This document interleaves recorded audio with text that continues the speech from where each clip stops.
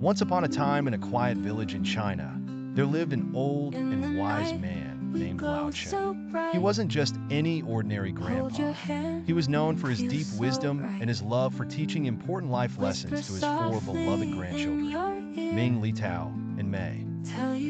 One sunny afternoon, the four grandchildren were gathered in their grandpa's courtyard. Each of them was busy with their own toy. Ming had a colorful kite, Li waved a beautiful fan, Tao proudly held a wooden sword, and Mei played a little drum. But soon, they started arguing about whose toy was the best. "My kite is the best because it can touch the clouds," Ming said with excitement. Li shook her head.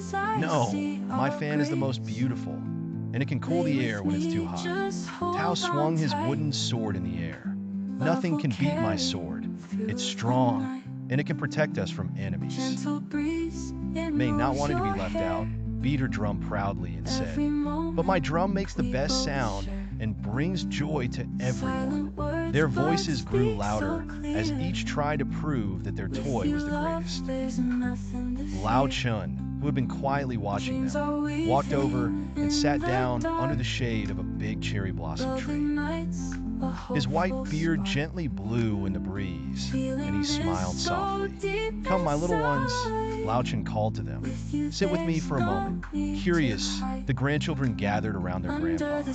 Lao Chen picked up a stick and drew a small circle in the dirt. "Do you see this small circle?" he asked. The children nodded. "This circle is like the world when everyone only thinks about themselves and what they have. It's small, and there's not much room for others." The children stared at the tiny circle, realizing how cramped and lonely it looked. Then, Lao Chun drew a much larger circle around the first one. "Now this," he said, "is what the world looks like when people share, help each other, and think about everyone's happiness. It's much bigger, and there's room for everyone to play and be joyful."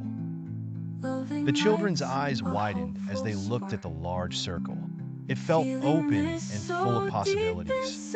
"Let me tell you something," Lao Chen continued. "Ming, your kite flies higher when Li's fan helps the wind blow.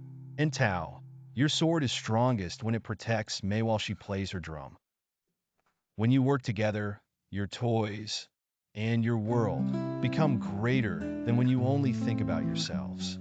The grandchildren smiled, understanding their grandpa's lesson. Ming handed Li his kite, so she could make it soar higher with her fan. Tao stood ready with his sword to guard Mei as she played a lively beat on her drum. Together, they made a beautiful scene, full of joy and laughter.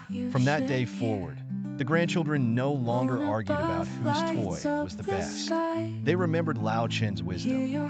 The world is much bigger and better when we share, help one another, and are kind.